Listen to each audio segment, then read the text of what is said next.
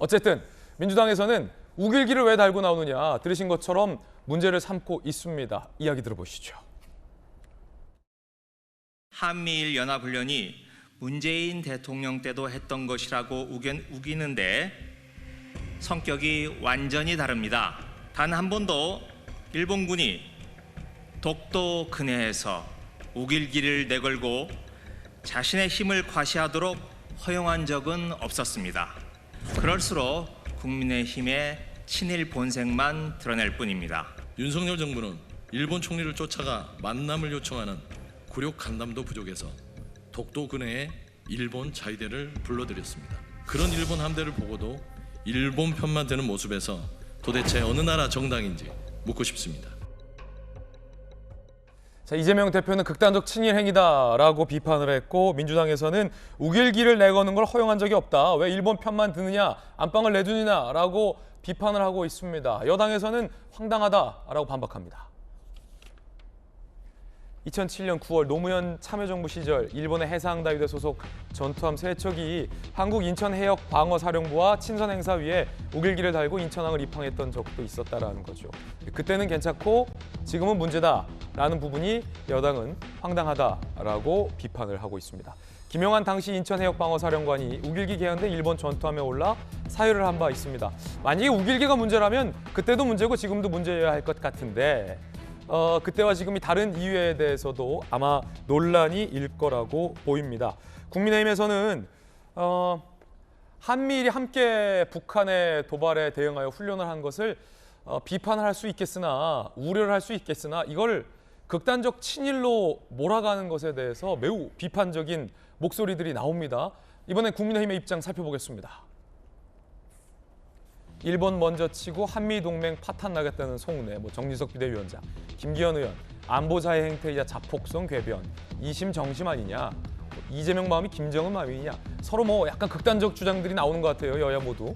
나경원 전 의원, 북한과 똑같은 시각, 친북 아니냐, 이쪽에선 친일하니까 이쪽에선 또 친북, 이런 얘기가 또 나오는 것 같습니다. 유승민 전 의원은 국방위를 오래 했죠. 병역 미필 초선 의원이 첫 상임위를 국방위로 택했으면 제발 국가 안보에 대해 공부 좀 하라 라고 유승민 전 의원은 이 국방위를 한 선배 의원으로서 비판을 했습니다. 신원식 합참 차장 출신의 의원은 한일 해상훈련 승인한 노무현 전 대통령을 친일 대통령으로 매도한 자가당착이다라고 비판하기도 했습니다. 국방부의 법무부 기조실장 출신의 정혁진 변호사께서 보시기에는 이번 논란 어떻습니까? 이게 그러니까 우길기를 왜 달고 하느냐. 그때도 문제였고 지금도 문제였다라고 비판을 할 수 있는데 한미일 훈련한 것을 극단적 친일 행태다라고 하는 건 또 전혀 다른 주장이거든요. 기조실장은 아니었고요. 기조실장 되게 높은 자리였어가지고. 법무실장이었습니까? 네, 그 다음에 이제 제가 명확히 바뀌어주세요. 법무실장이었어요. 그 미군기지 사업단의 법무실장. 법무실장. 오케이. 그래서 이제 유승민 의원이 그때 국방위 굉장히 간사셨나 아주 높으신 분이었었는데.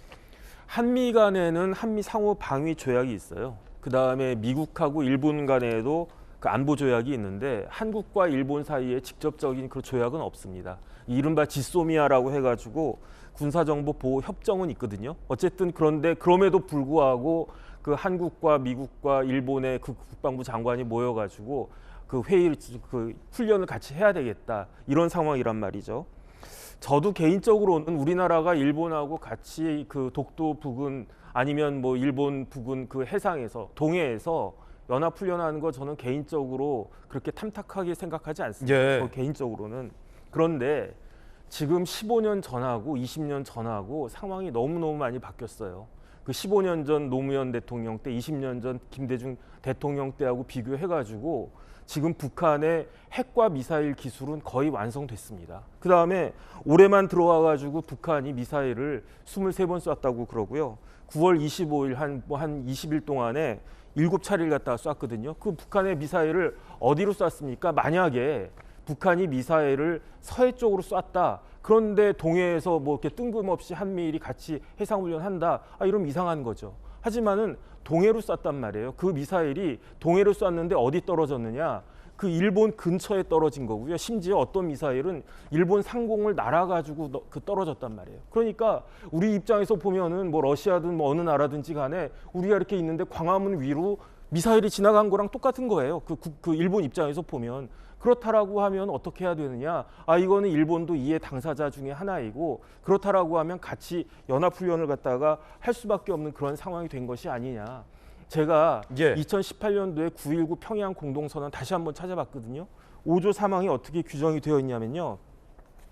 그 남과 북은 완전한 비핵화를 함께 긴밀하게 추진한다 이렇게 돼 있었어요. 다 거짓말이었잖아요. 그 사이에 지난 5년 동안에 북한은 시간만 벌어가지고 핵과 미사일 기술을 더욱더 정교하게 만든 그런 상황이에요.